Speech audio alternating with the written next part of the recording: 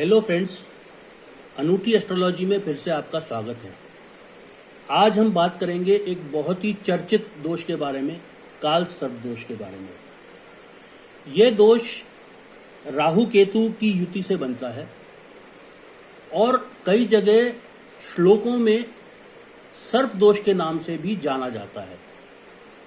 हालांकि कुछ ज्योतिषियों का ये मत है कि काल सर्प दोष नाम की कोई चीज नहीं होती, लेकिन कुछ प्रमुख ज्योतिष ये भी मानते हैं कि काल सर्प दोष कई बड़े बड़े लोगों की कुंडलियों में है जो विश्व प्रसिद्ध हैं और उनका उस काल सर्प दोष का बहुत फायदा उनको मिला है। लेकिन जैसा कि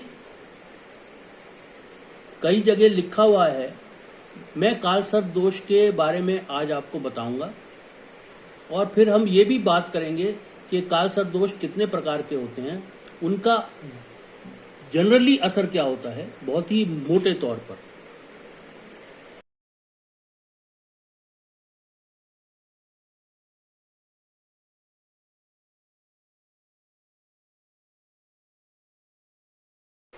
तो आइए हम देखते हैं सबसे पहले काल सर्प दोष बनने की कंडीशंस आपकी कुंडली में क्या होती हैं। जैसा कि पहले आपको मैंने बता चुका हूं कि राहु और केतु हमेशा एक दूसरे के आमने सामने होते हैं, मतलब एक दूसरे से 7वें घर में होते हैं। 1 2 3 4 5 6 7, अगर यहां से काउंट करें केतु से तो 1 2 3 4 5 6 7। तो जब भी ये घूमेंगे आमने सामने ही होंगे। अब काल सर्प दोष के लिए सारे प्लैनेट्स, बाकी के 7 प्लैनेट केतु से राहु के बीच में होने चाहिए। केतु से राहु के बीच में क्यों, ये मैं आपको बताऊंगा। ध्यान रखिएगा कि बाकी सारे प्लैनेट्स घड़ी की विपरीत दिशा में घूमते हैं, मतलब एंटी क्लॉकवाइज चलते हैं, लेकिन राहु और केतु क्लॉकवाइज चलते हैं, हमेशा ही वक्री रहते हैं। इसलिए मैं बोल रहा हूं कि आपके जो प्लैनेट्स हैं वो कुंडली में केतु से राहु के बीच में होने चाहिए और एक ही साइड में होने चाहिए। राहु केतु को अगर आप लाइन ज्वाइन करें तो उसके एक ही साइड में होने चाहिए। दूसरी चीज, जैसा मैंने बताया कि राहु और केतु हमेशा वक्री होते हैं, लेकिन अगर चंद्रमा इस दायरे से बाहर है तो उसको पूर्ण काल सर्प दोष नहीं माना जाता है, उसको अर्ध काल सर्प दोष माना जाता है।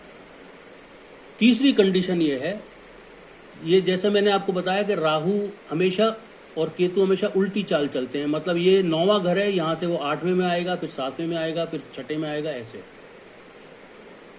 नेक्स्ट है कि अगर राहु जन्म के पहले 7 साल में, क्योंकि राहु, आप ध्यान रखिए, 18 महीने में अपनी राशि बदलता है, तो पहले 7 साल में मतलब वो केवल 4 घर ही कवर करेगा। तो अगर राहु पहले 7 साल में मतलब 4 घर के अंदर सारे प्लैनेट्स को कवर कर लेता है, तभी वो काल सर्प दोष माना जाएगा। और मतलब अगर राहु 9वें घर में है तो 9 8 7 6 इन 4 घरों में ही सारे प्लैनेट्स होने चाहिए और चंद्रमा उसके बाहर नहीं होना चाहिए। अगर राहु अपने पहले 4 ट्रांजिट में, गोचर में, 7 साल में ये 4 घरों में सारे प्लैनेट्स कवर नहीं करता तो काल सर्प दोष नहीं माना जाता। और इसकी आखिरी एक कंडीशन ये है कि अगर 2 या उससे ज्यादा प्लैनेट इस दायरे से बाहर हैं जो मैंने शेडेड पोर्शन में दिखाया है, तो काल सर्प दोष नहीं माना जाता। आइए हम देखते हैं कि काल सर्प दोष के प्रकार क्या होते हैं। सबसे पहले है अनंत काल सर्प दोष। इसमें राहु पहले घर में है और केतु 7वें घर में है। सारे प्लैनेट्स 7वें से पहले घर के बीच में होंगे।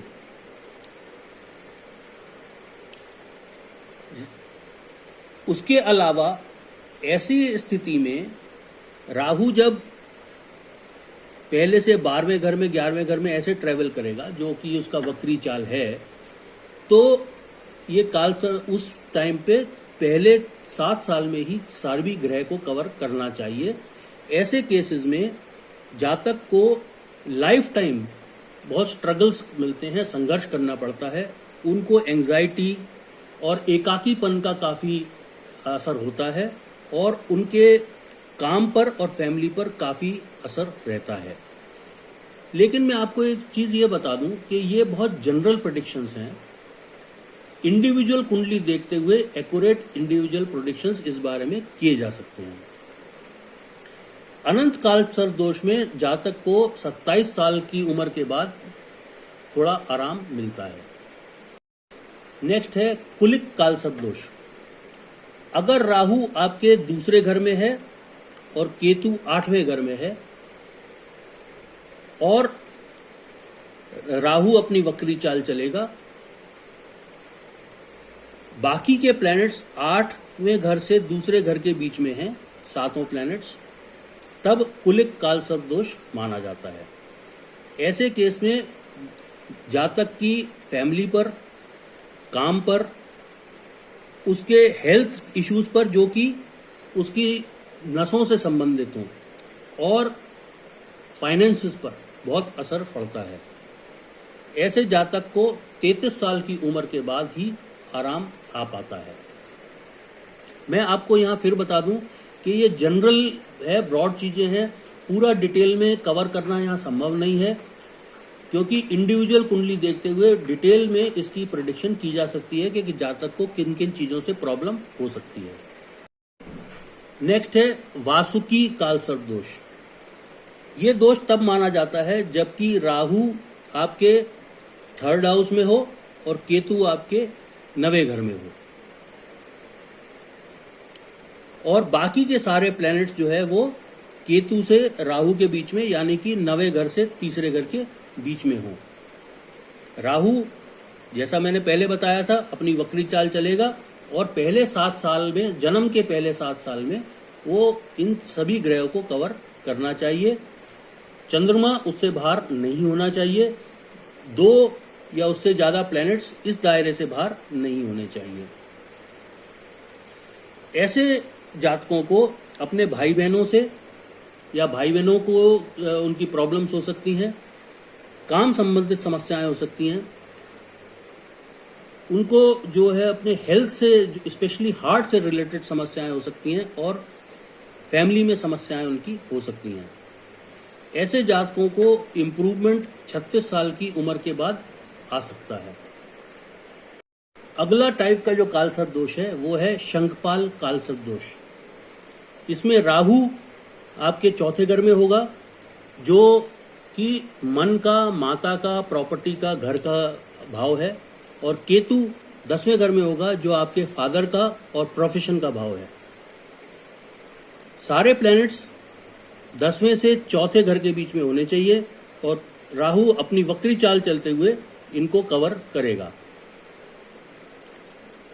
ऐसे लोगों को सोशल स्टेटस, अपने पेरेंट्स, भाई बहन, काम, फैमिली संबंधित समस्याएं आ सकती हैं। जैसा मैंने पहले भी बता चुका हूं कि सारी टाइप की समस्याएं यहाँ कवर करना संभव नहीं है। इंडिविजुअल कुंडली को देखते हुए उस टाइप की समस्याओं के बारे में बता सकते हैं और ऐसे जातकों को 43 साल की उम्र के बाद आराम आने की संभावना रहती है। नेक्स्ट है पद्म काल सर्प दोष।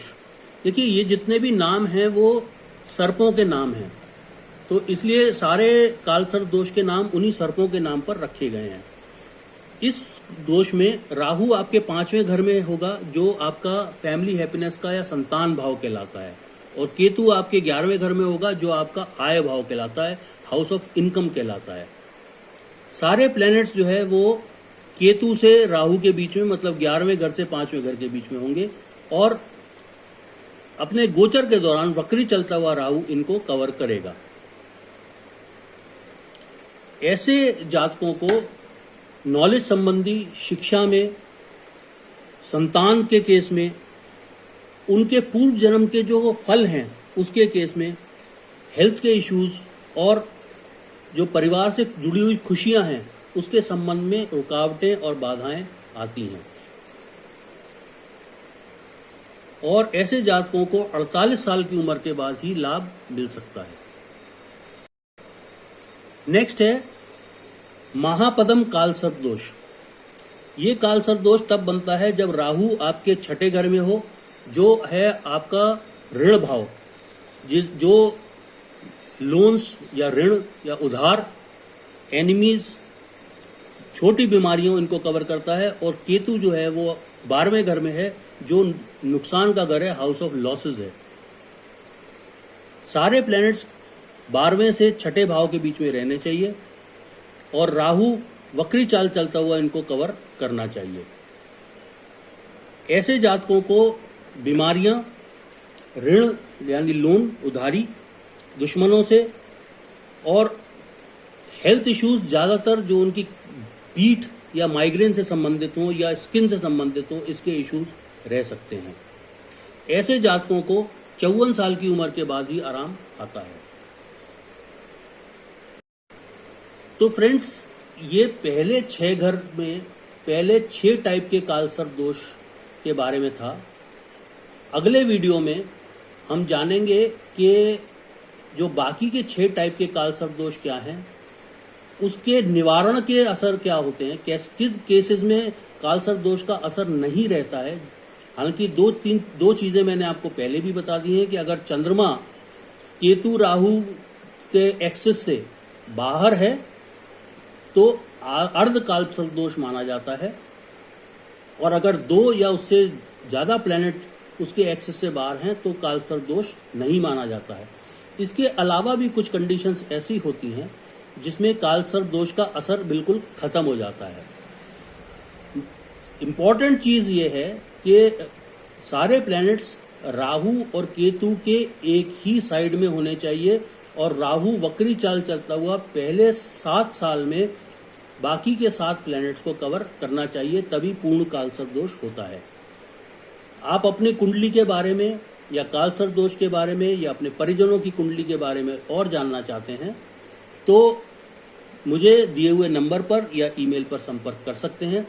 उसके बारे में या कोई भी समस्या आपको जो आ रही हो उसके बारे में आप वैदिक उपाय जानना चाहते हैं तो मुझे दिए हुए नंबर पर संपर्क कर सकते हैं। अनूठी के वीडियोस देखते रहिए, उनको लाइक करिए, सब्सक्राइब करिए, शेयर करिए। Thank you so much friends, thanks a lot.